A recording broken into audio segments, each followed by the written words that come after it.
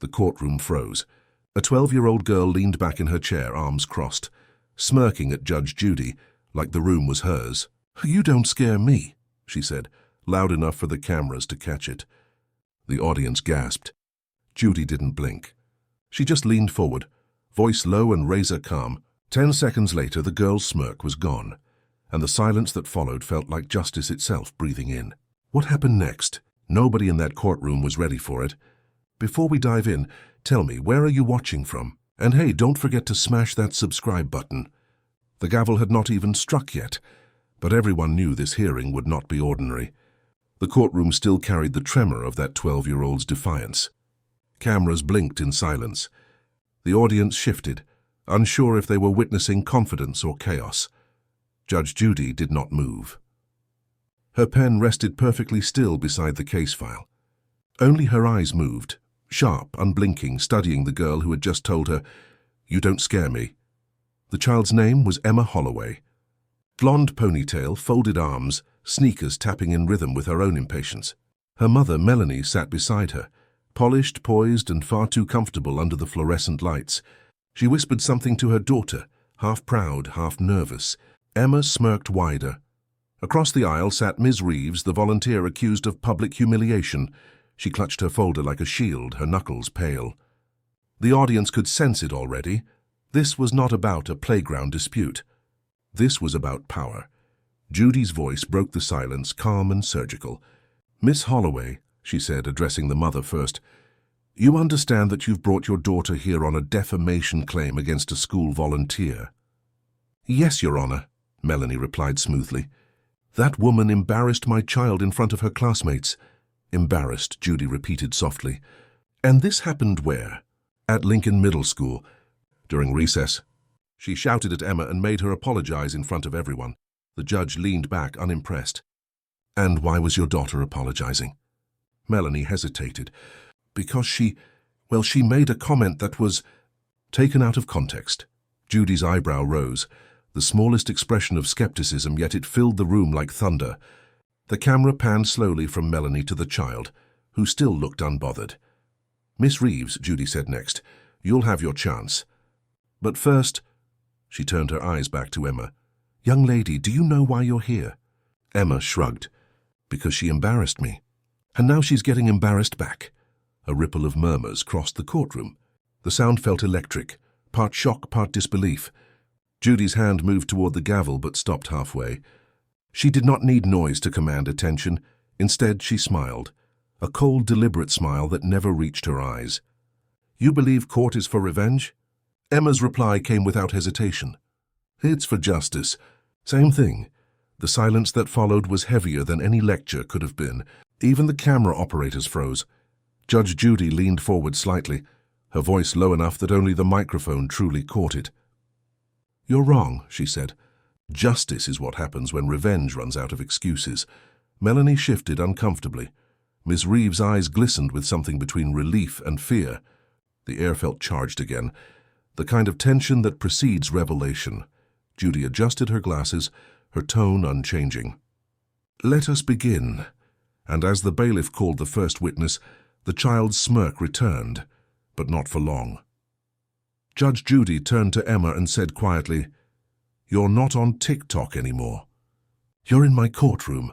The fluorescent lights above flickered softly, casting thin stripes of light across the courtroom floor. The echo of Judge Judy's last line, "You're not on TikTok anymore," still hung in the air like the aftertaste of thunder. Melanie Holloway straightened in her chair, one manicured hand smoothing the lapel of her blazer.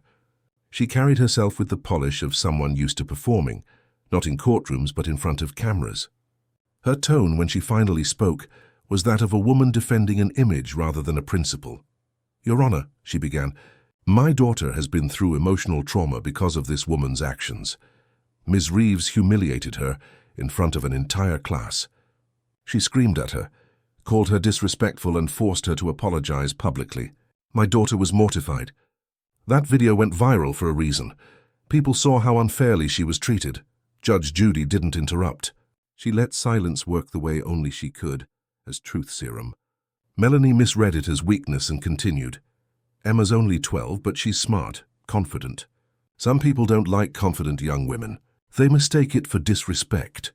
She shot Ms. Reeves a calculated glance, a silent accusation wrapped in false charm. The courtroom murmured. A few spectators exchanged looks that said everything. This wasn't about justice. It was about control. Judy leaned forward, resting her chin on one hand. "You mentioned a video," she said quietly. "You filmed the incident?" Melanie hesitated, a flicker of unease. I posted it later, to raise awareness about adult bullying in schools." "Adult bullying," Judy repeated. "And your daughter consented to having her so-called humiliation broadcast online?" "She's a minor, Your Honor," Melanie replied smoothly. "Her decisions are guided by me. I'm her mother." Judy nodded slowly, the smallest trace of irony glinting behind her glasses. "Indeed you are." Across the aisle, Ms. Reeves shifted in her seat, eyes glossy but voice steady.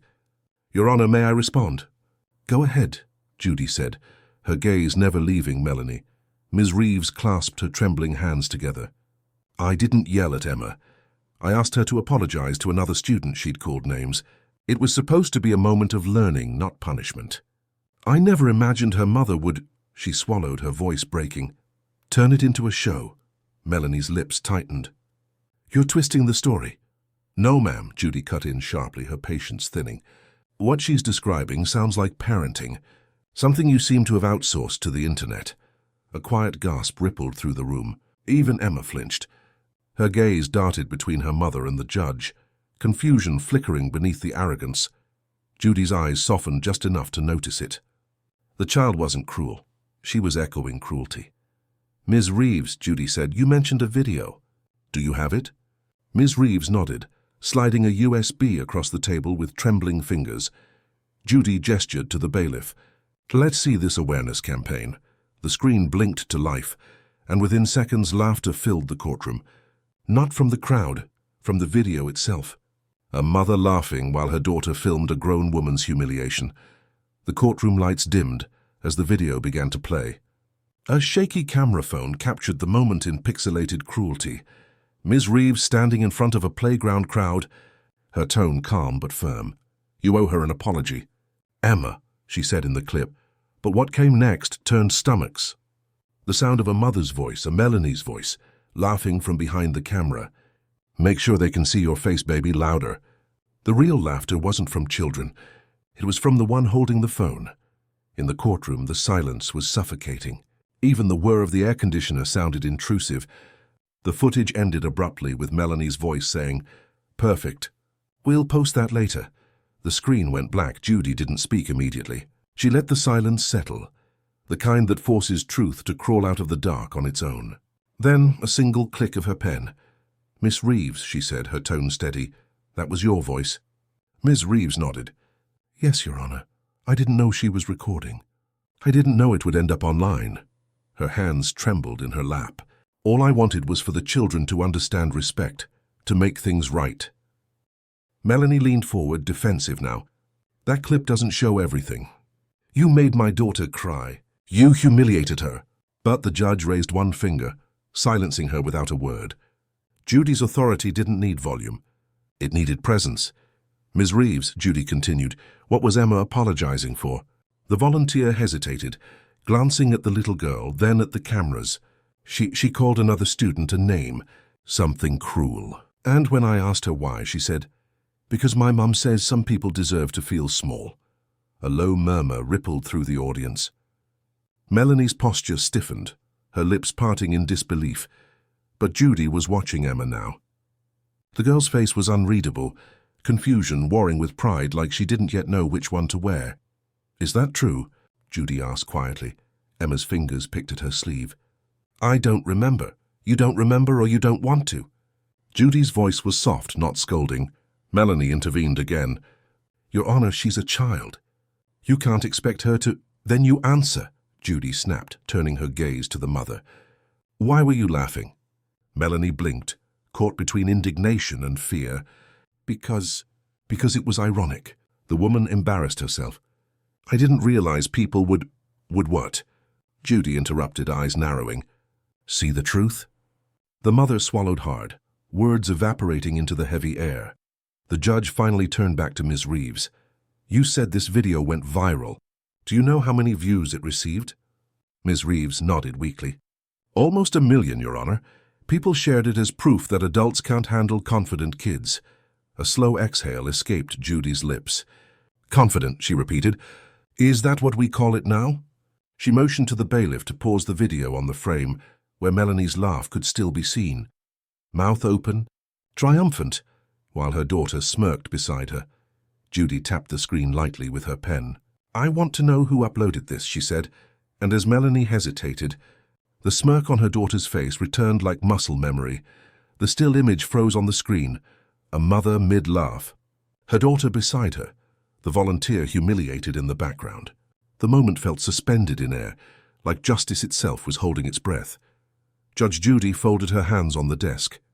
Who filmed this? She asked quietly. Melanie straightened her spine, trying to recover composure. I did, of course.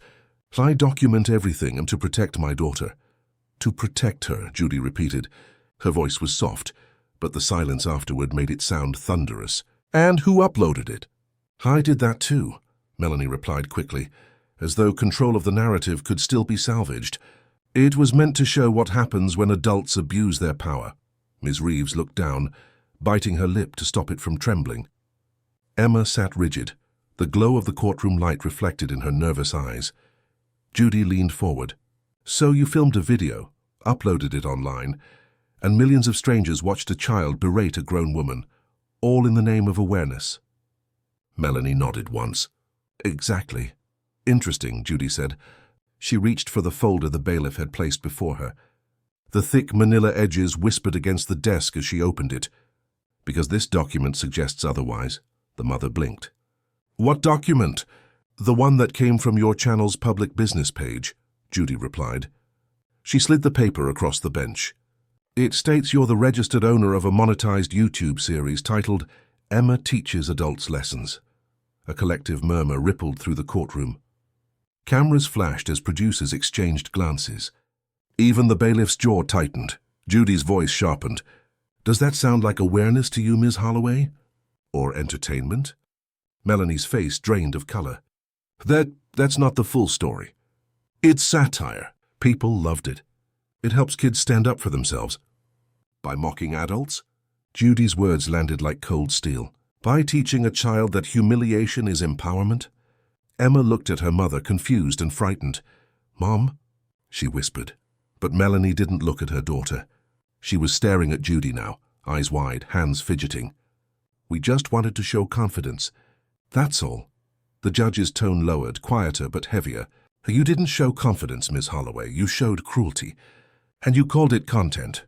The courtroom fell into a strange, guilty silence, as though everyone present had once watched something similar online and looked away. Ms. Reeves whispered faintly, That's why they laughed at me at the store. They recognized me from that video. Judy turned toward her, expression softening. I'm sorry that happened to you, she said, and the sincerity in her voice made the apology feel heavier than any ruling. She faced the mother again. You filmed this child, edited it, and profited from it. Am I correct? Melanie hesitated, then muttered, We made some ad revenue. Yes, Judy's pen tapped once on the bench, and a small, rhythmic sound that felt like a countdown. Bailiff, she said, never breaking eye contact, pull up the Holloway channel analytics. I want the exact earnings for every video featuring this child. A collective gasp rippled through the audience. The bailiff moved to the evidence monitor, typing fast. Judy's gaze never left the mother. Because if your daughter's pain pays your bills, Miss Holloway, she said quietly, this case is about to change direction. The hum of the courtroom computer filled the silence like a pulse. The bailiff's fingers clicked rapidly against the keyboard as Judge Judy waited, eyes locked on the trembling mother. Melanie Holloway's confidence was dissolving, slowly, visibly, like ink bleeding through paper. A moment later, the courtroom monitor flickered to life. Numbers appeared, rows of digits, each one colder than the last. Estimated revenue, the bailiff read aloud. $212,000.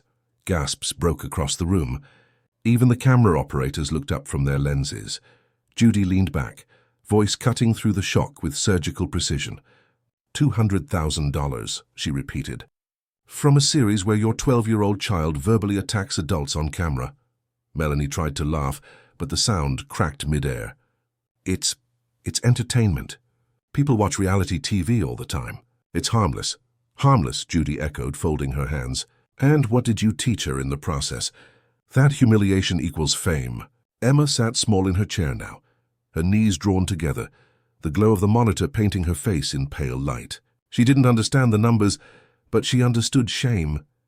Judy's tone softened slightly, like a blade cooling after a strike. Do you know what these views mean, Emma? The girl shook her head. It means millions of people watched you argue, laugh, cry. And most of them didn't see you as a child, they saw you as content. Emma blinked fast, confusion flickering behind her eyes. But Mom said people liked me.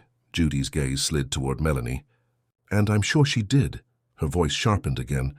Because they paid for it, Melanie bristled. You don't understand this generation, Judge. This is how people make a living. We're building her future. Judy's reply came cold and calm. A future built on shame has a short lifespan, Ms. Holloway, and a long shadow, the audience murmured again. Every sound, the shuffle of papers, the faint buzz of fluorescent lights, felt amplified as if the room itself was judging now. Ms. Reeves spoke softly from her seat. Your Honor, I just wanted her to apologize. I never wanted this. Judy nodded once, acknowledging the quiet pain in the woman's eyes. Then, turning to the mother, tell me, did you ever ask your daughter if she wanted to stop? Melanie froze. Stop? Why would she? She loves performing.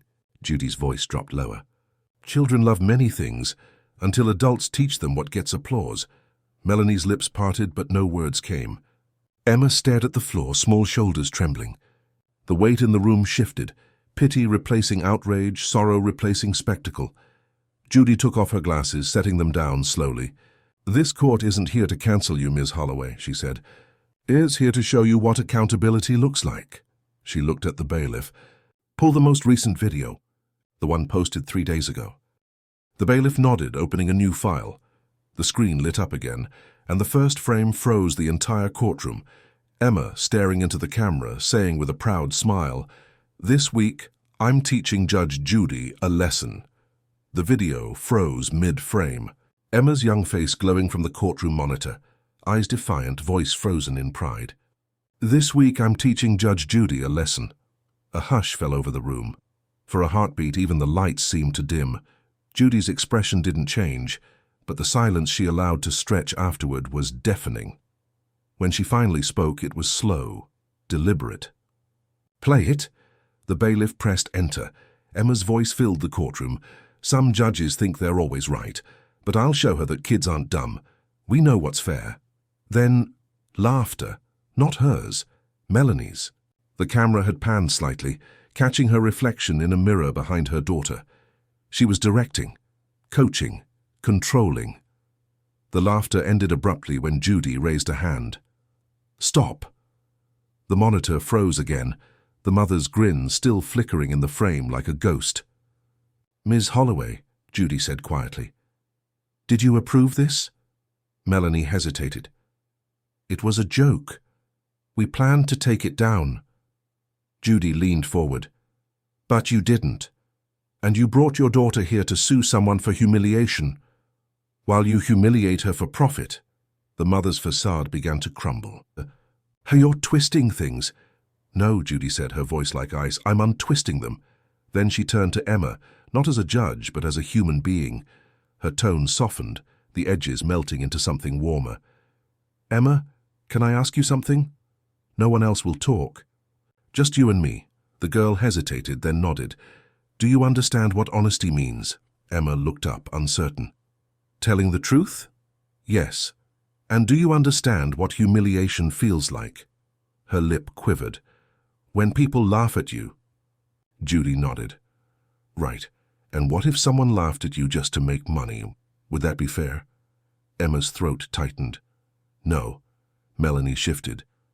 Your Honor, I will not let you interrogate my child. Sit down, Ms. Holloway. Judy didn't raise her voice. She didn't need to. The authority in her stillness alone made the command absolute. Melanie froze, hand half raised in protest, before sinking back into her seat. The cameras caught it all. the first visible crack in her armor. Judy returned her gaze to the girl. "Emma, you said earlier that you were here because Ms. Reeves embarrassed you. Do you still feel that way?"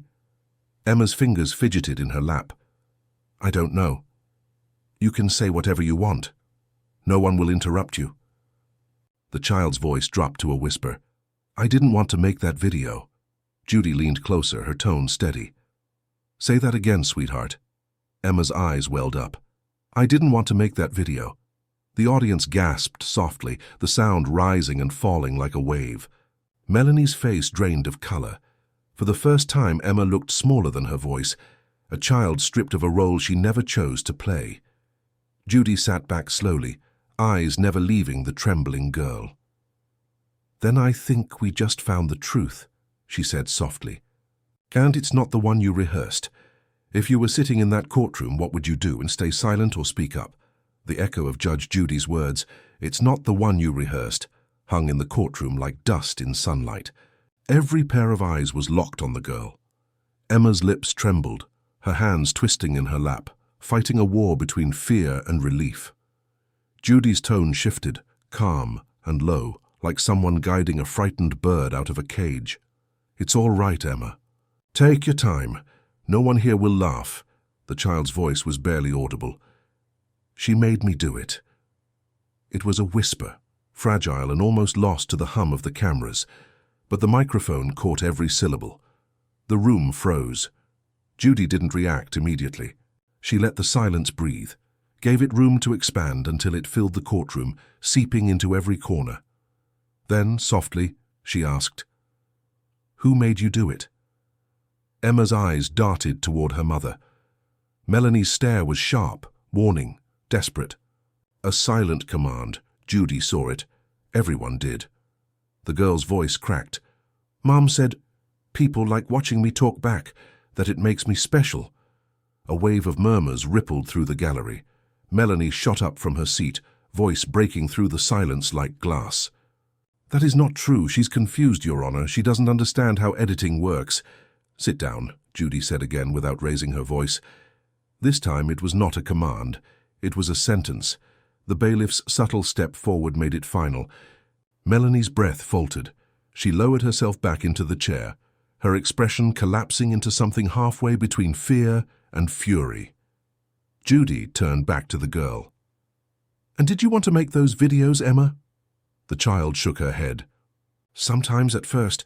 It was fun when people said nice things." Her breathing quickened. "But then when I didn't smile, Mum said I was ruining it. She'd yell, so I smiled again. Ms. Reeves pressed her hands to her mouth, eyes filling with tears. Even the audience, once leaning in for entertainment, now sat in stunned guilt. Judy's tone gentled again. "No child should have to perform for love." Melanie exhaled sharply, her last defense crumbling. "You don't understand. She needed confidence." "The world's cruel. Someone had to teach her how to survive it." Judy looked at her unblinking. "You don't teach survival by teaching cruelty." The air thickened with emotion. Emma reached for her water cup with shaking hands. The sound of ice clinking against plastic was the only noise. And then softly Judy asked, "Do you still think this woman—" She nodded toward Ms. Reeves. "Embarrassed you?" Emma shook her head, tears spilling now. "No." She tried to help. Melanie's face went blank, her carefully crafted image dissolving into disbelief. The mother's attorney stood abruptly, his chair scraping the floor. "Your Honor," he blurted, "my client requests an immediate recess." Judy didn't look away from the child. "Denied," she said. "We're just beginning to tell the truth." The mother's attorney sat back down slowly, realizing the futility in his own plea. The air in the courtroom had changed, heavier now, charged with something raw and irreversible. The cameras no longer captured a legal case. They were recording a reckoning. Judge Judy tapped her pen once, the sound sharp as a heartbeat. "Miss Holloway," she said, her voice calm but firm, "I'm going to ask you something very simple, and I want the truth, not the version that gets clicks." Melanie swallowed hard. "Of course, Your Honor." "Who signed your channel's business agreement with the platform?" Melanie blinked. "I did. Well, we both did. It's just a formality." Judy raised a hand. You both? Yes, she said quickly. Emma and I. It's her channel. She's the brand. The brand, Judy repeated, the word hanging in the air like smoke. She's 12. The judge nodded to the bailiff, who placed another folder on the bench. According to the platform's records, your channel requires a guardian signature and a verified co-owner for monetization. That second signature, she said, sliding the paper forward, is Emma's, but it's not hers, is it? Melanie froze. Judy leaned forward. Because I had it analyzed by a handwriting expert this morning, that signature was forged. The courtroom gasped. Even the cameras jolted slightly, adjusting focus as the mother's face went pale. Melanie tried to speak, but no words came. Her throat moved soundlessly, as though the truth itself refused to let her talk. Judy's tone was steel wrapped in calm. So you didn't just exploit your daughter, Ms. Holloway. You impersonated her. Emma's small voice broke through the silence. Mom? Melanie turned to her daughter, eyes glistening now, not with guilt, but panic. Sweetheart, I did it for you. You wanted this, you loved it. No, Emma said softly. You loved it. The line landed like a gavel itself. Melanie's breath hitched. You don't understand. Without the videos, we wouldn't have the sponsors, the clothes, the trips. Judy cut her off with a single word. Enough. Her tone filled the room, commanding absolute stillness. This court has seen its share of arrogance, but this... She gestured at the papers. This is parental fraud disguised as parenting. She turned to Emma again, her voice softening. You have nothing to be ashamed of, young lady. You were following orders you never should have received. Emma nodded weakly, tears spilling freely now. Judy looked back to the mother. From this point forward, the cameras will stop recording this child's face. Effective immediately, she will no longer be part of your brand, your business, or your defense. Melanie's voice cracked. You can't do that. I just did. The audience stirred, half in disbelief, half in awe. Ms. Reeves covered her mouth, whispering, Thank God. Judy raised her gavel but didn't strike it yet. Her voice dropped to a calm, haunting quiet. From this moment on, this isn't about entertainment. It's about accountability. The gavel finally came down. One clean, echoing strike, and the cameras caught the instant when the mother realized the power had shifted forever. The gavel's echo rolled through the courtroom like a drumbeat of finality. When it faded, no one moved. Even the cameras hesitated, unsure whether to capture what felt less like a trial and more like a collapse. Melanie Holloway sat motionless. Her face, once polished, proud, performative, now trembled under the weight of exposure. She looked smaller somehow, shrunken in the glow of truth. Her daughter, sitting beside her, seemed afraid to breathe. Judge Judy watched them both for a long, quiet moment before speaking. I've been in this seat for decades, she said, voice steady but low, and I've seen every kind of excuse. But I've rarely seen a parent hide behind their child this completely. The line hung heavy. Melanie's attorney finally cleared his throat. Your Honor, if I may... You may not, Judy interrupted, eyes still on the mother. I'm speaking to the person who thought fame was worth her daughter's peace of mind. Melanie's voice cracked as she tried to recover her composure. You're twisting this narrative. I wasn't exploiting her. I was empowering her.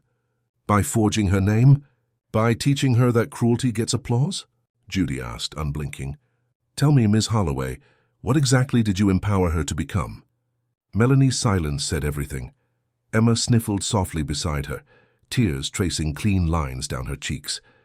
The camera lights caught the shimmer, and for once no one wanted to look. Judy turned toward the bailiff. Bring me the file that was just handed in, the one from the Parents' Association. The bailiff nodded and passed it forward. Judy opened it slowly, flipping to the second page. Do you recognize this, Ms. Holloway? Melanie's eyes darted down. What is it? It's a cease and desist letter, Judy said, voice like glass. Filed by another parent 6 months ago. It claims you posted a video mocking their autistic son for not keeping up in a spelling contest your daughter won. The room gasped. Emma's small voice broke through, barely a whisper. Mom, you said that was just a skit. Melanie's head fell into her hands. It was, oh God, it was staged, I swear. Judy slammed the folder shut, the sound like thunder. You didn't just humiliate strangers, Miss Holloway. You taught your daughter that empathy was weakness, and now she's standing in the ruins of that lesson. No one spoke.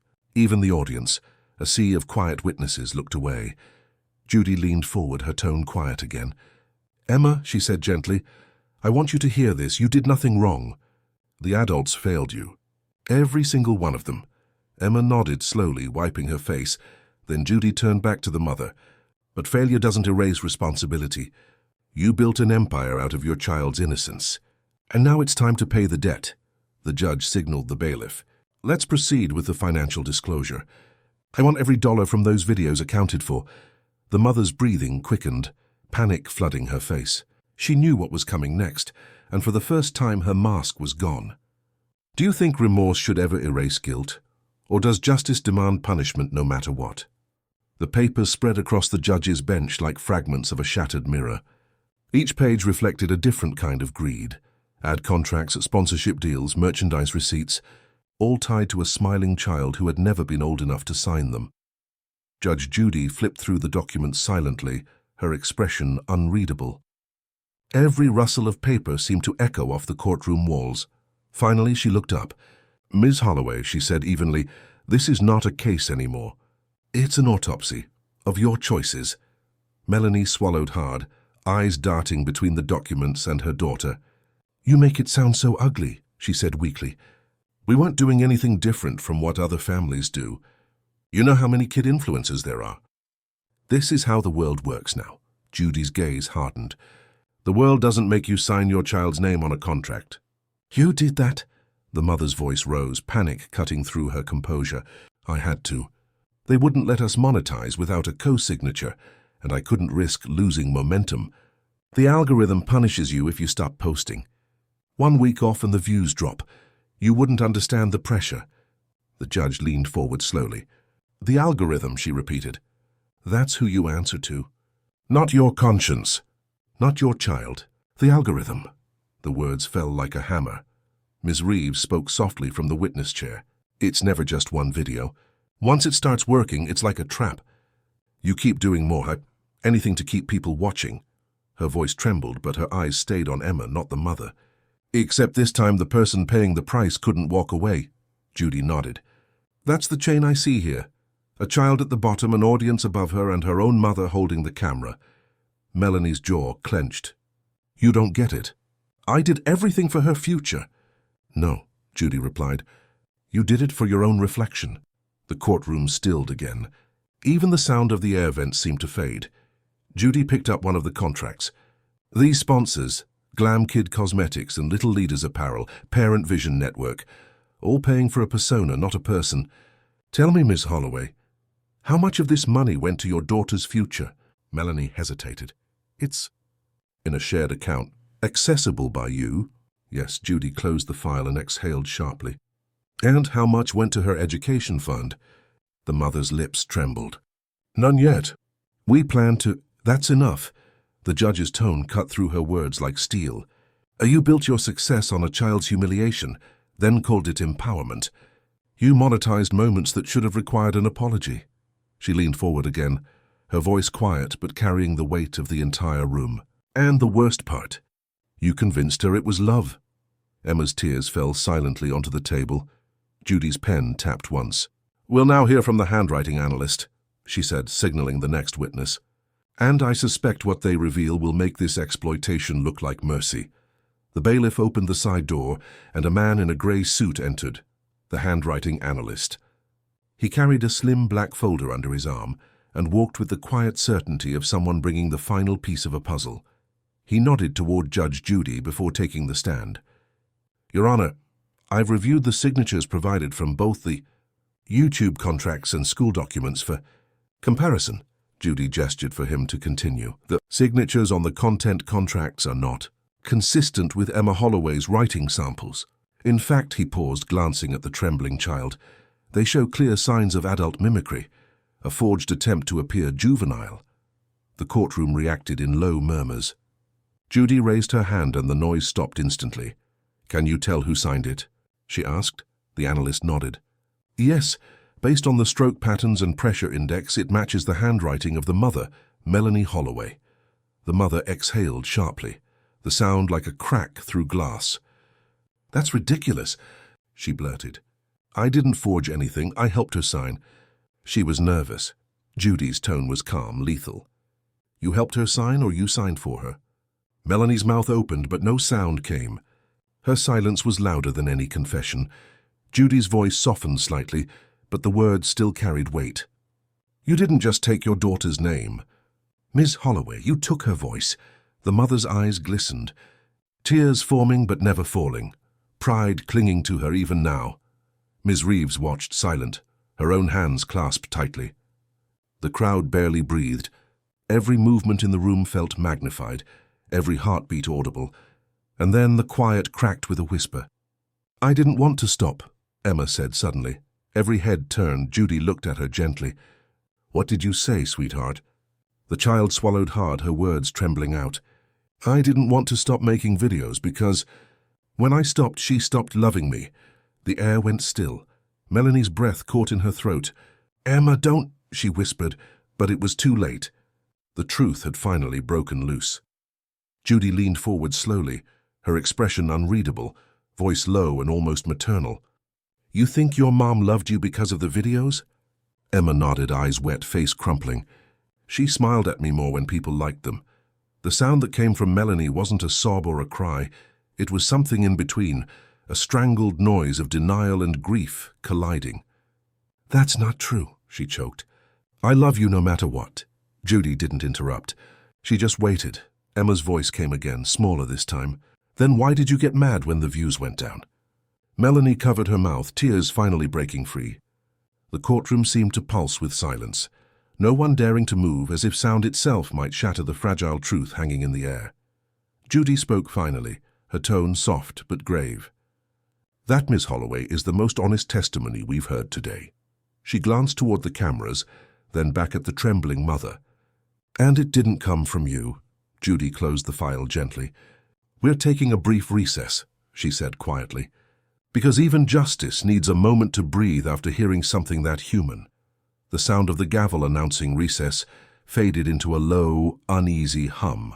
Conversations broke out in hushed whispers, like a storm trying to decide whether to pass or destroy. The audience couldn't look away, not even as Judge Judy stepped through the side door and disappeared behind chambers. Melanie Holloway sat frozen at the table, her posture collapsing under the weight of what her daughter had just said. The mother, who had built an empire out of control, was now staring at something she couldn't script. Raw truth. Emma sat beside her, motionless. Her small hands twisted the edge of a tissue until it tore. She didn't cry anymore. She just stared ahead, eyes glazed as if all the noise had drained out of her world. Across the aisle, Ms. Reeves exhaled shakily. She had come here expecting to defend herself, to prove she wasn't a villain in a child's story.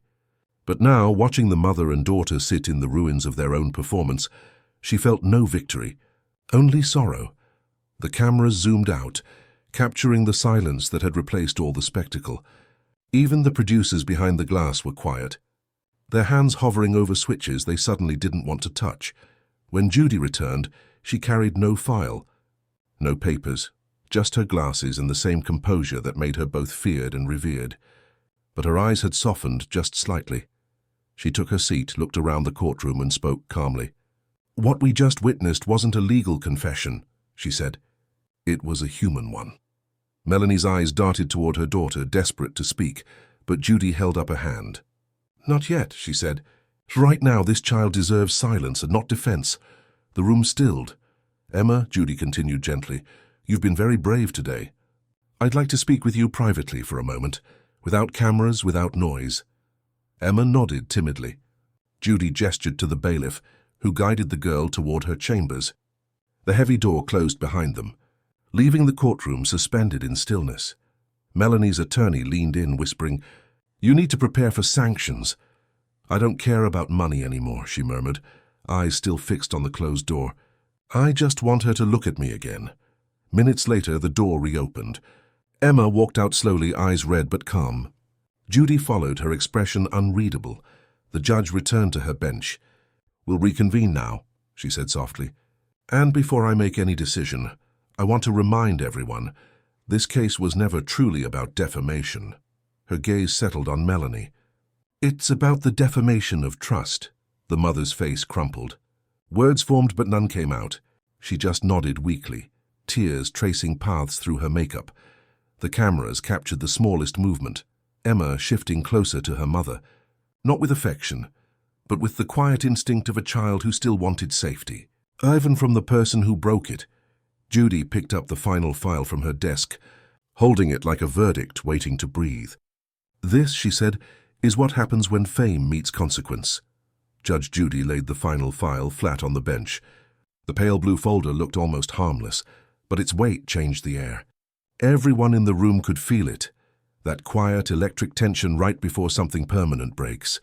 This, Judy began, her voice calm but deliberate, is the summary of our financial findings. It contains sponsorship contracts, partnership payouts, and the cumulative revenue from every video in which Emma appeared. She looked directly at Melanie. Would you like me to read the total aloud? Melanie hesitated, her voice catching. If you must. I must. Judy opened the file and read. $643,000. The number struck the courtroom like thunder. Gasps scattered through the crowd. Emma's eyes widened.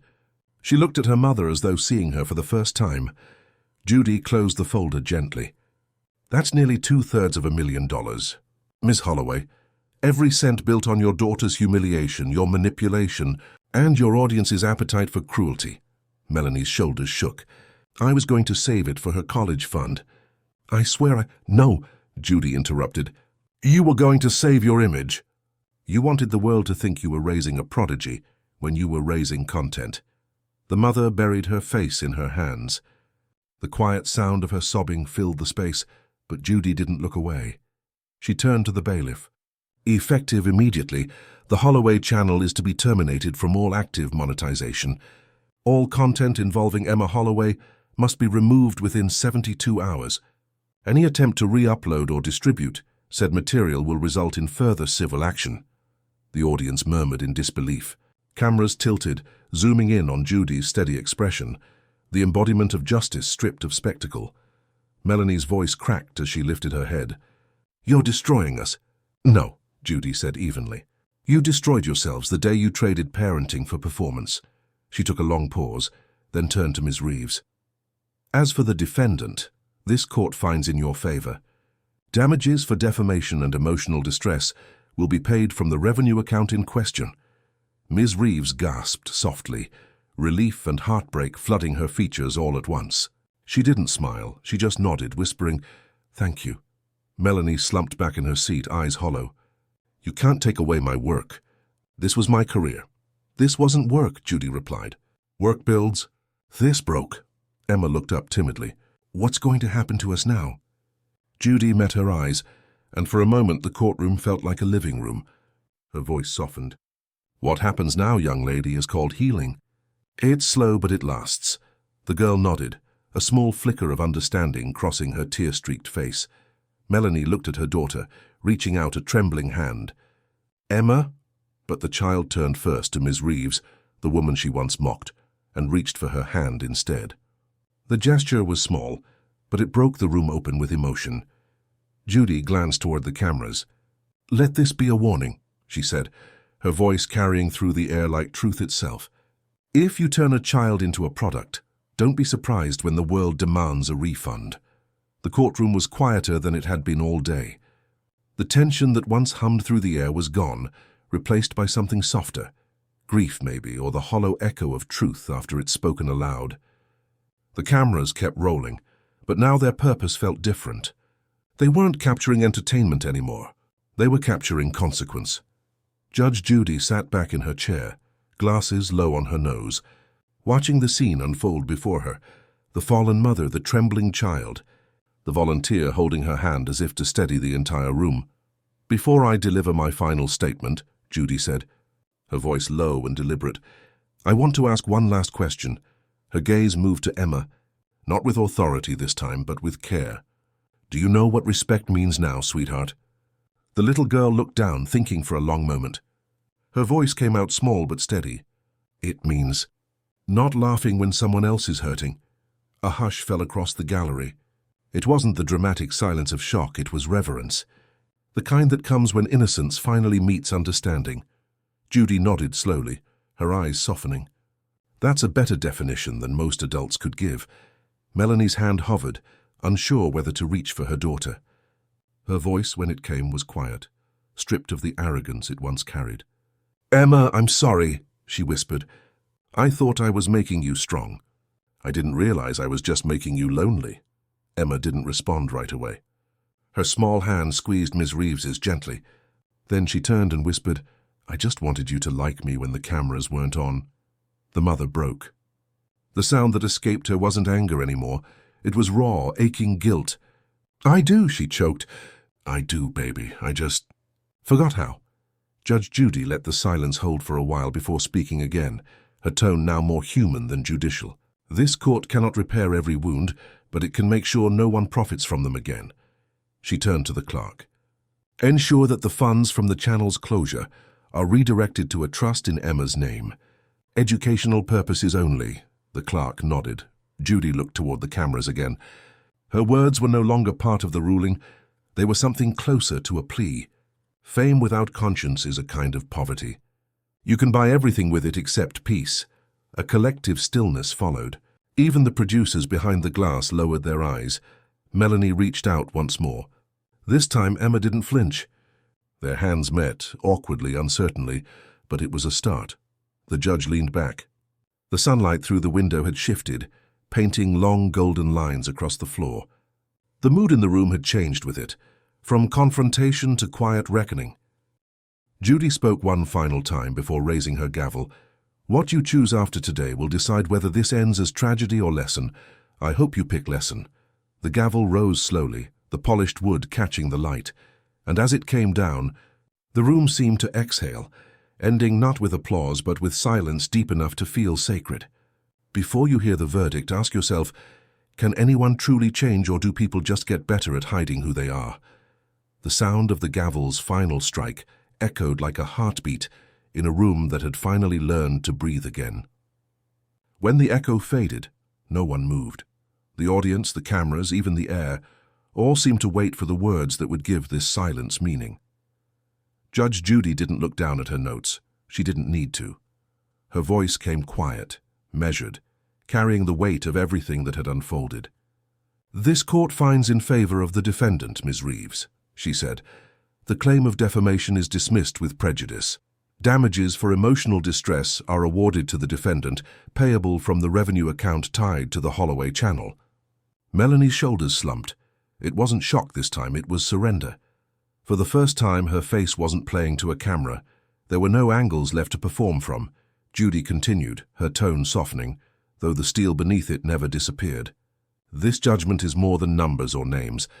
It's a reminder that the cost of truth isn't money, it's humility." She glanced toward the mother and daughter. "Miss Holloway, this will follow you, not as punishment, but as reflection. The internet forgets slower than forgiveness, and far slower than a child's hurt. What you do from here is the real sentence." Melanie nodded faintly, tears glistening but not falling. Her voice cracked when she finally spoke. "Your Honor, I understand. I thought I was building her confidence. I was just building a wall between us." Judge Judy leaned forward slightly. "Then start taking it down." She turned to Emma, her tone soft. "And you, keep that honesty. It's stronger than fame and rarer." The child managed a tiny smile, the kind that looked fragile but real. The courtroom shifted around them. The bailiff began gathering papers. Ms. Reeves stood slowly, hesitant, unsure whether she should leave yet, or say something more. But when Judy looked her way, she just said, "You did nothing wrong, Ms. Reeves. You reminded a child what respect looks like, and today we all remembered too." The volunteer nodded, tears slipping quietly down her face. She turned toward Emma and mouthed, "You're going to be okay." For once, Emma believed it. As the cameras powered down and the audience began to file out, Judge Judy stayed seated. She didn't look at the mother or the daughter anymore. Her eyes lingered on the empty witness stand, the still monitor, the quiet bench that had seen so many truths dragged into daylight. The narrator's voice settled in softly over the scene, steady and reflective. In a world where everyone wants to be seen, few stop to ask how they're being seen. For some, attention feels like love. For others, silence feels like punishment. But in this courtroom, silence became the verdict. And for once it sounded a lot like peace. Melanie reached for her daughter's hand again. This time, Emma didn't pull away. They stood together in the fading light, a broken pair finding their way back through the cracks. Judge Judy gathered her papers, rose from the bench and gave one last glance toward them. No smile, no lecture, just quiet approval.